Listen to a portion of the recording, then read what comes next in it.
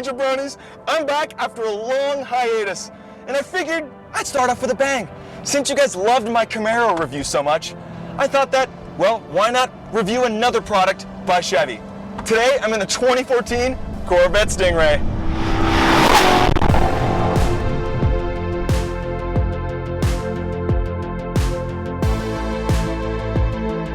I'm the Speedy Guidy, and you're watching another Speedy review. Guys, if you haven't already, follow me on Instagram and subscribe on YouTube. It would mean a lot. And if you have the chance, check out my other podcast, Comin' in Clutch, in which I talk about SoCal car culture with my buddy Cody Lewis, the LA car spotter. Just in case you want to hear me ramble on a little bit more. Now enough self-promotion. Behind me, I have the C7 Corvette with the Z51 package and the 3LT interior package. Don't worry, more on that later. It's actually a great time to review a C7 Corvette because as of late, the 2020 C8s have started hitting showrooms. But the C8 has the engine in a seriously weird place for Corvettes, behind the driver. Oh yes, for the first time since 1953, the engine placement has been moved from the front to the middle. You see, the first Corvette named the C1 was just a quaint little sports car. I mean, look how cute it is. Then came the C2, C3, C4, C5, I think it's C10, just kidding, C6, and then to where we are today. More of an evolution of style rather than revolution. You see, the Corvette has always been a sports car for the people. It's always been a quarter of the price of all of its European competition. But with that affordability comes some inherent corner cutting. Cutting corners historically meant janky exterior and interior build quality. Corvettes of the past are notorious for having crap interiors. Notice I said past though, because this C7 has all the creature comforts you would ever hope and want. That brings me to the odd model designation I stated earlier. This has the 3LT package, which is the highest trim you could spec on your Stingray. It comes with things like heated and cooled powered seats, a heads-up display, Bose 10-speaker audio, performance data recorder, upscale seats, carbon trim, and Alcantara inserts. All seem like good value for money. That is, until you see what's under the hood, and then you shout to the heavens, "Great value for money!" You see, the Stingray comes with a 6.2-liter V8 making 460 horsepower and 465 pound-feet of torque.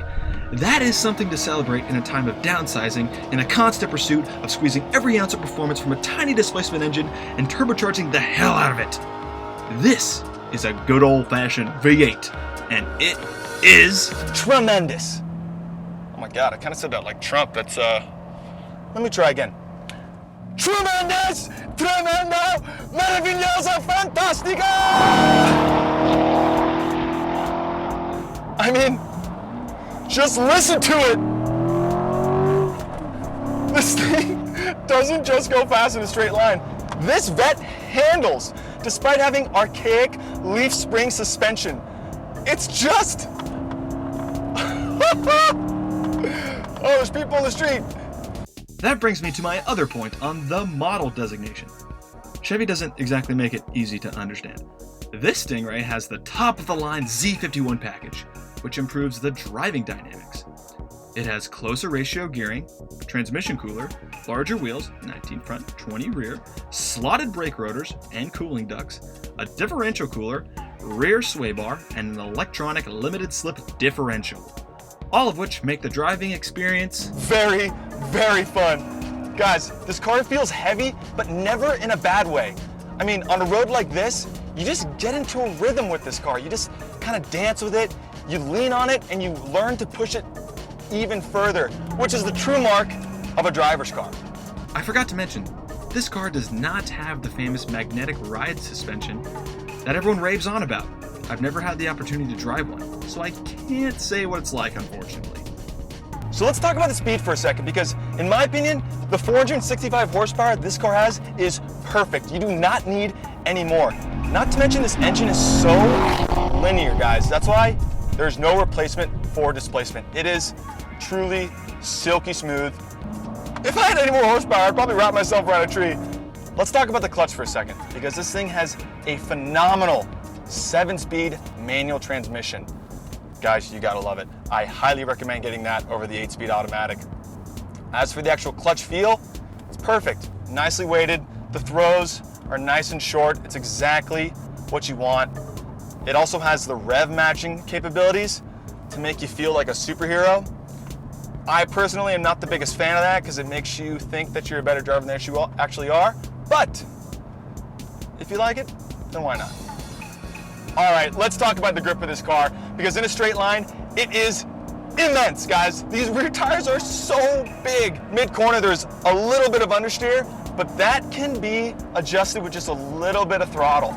And it's such a nice balance. It's exactly what you want from a car like this. Like, oh, understeer, power, and it's so good. You can feel it rotate too when you give a little bit of power. Listen to that! Oh, let's go, dude! Oh my God, this thing keeps going. I have no idea how fast I'm going. Let's address the elephant in the room, and that is this car's stereotype. Every car comes with a stereotype, and the Corvette, unfortunately, is the car for a middle-aged man with gray hair. And according to Auto Week, the average Corvette owner is 59 years old.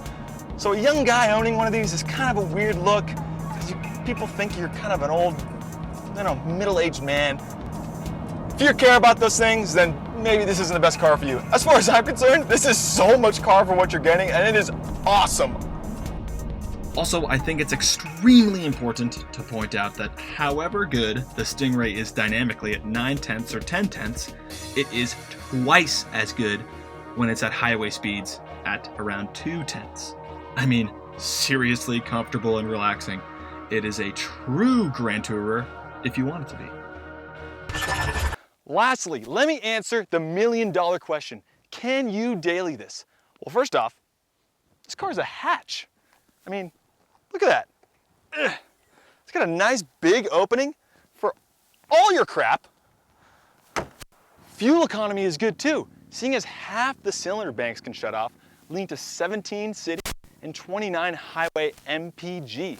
And lastly, the front lip isn't that low, which makes everyday driving much easier.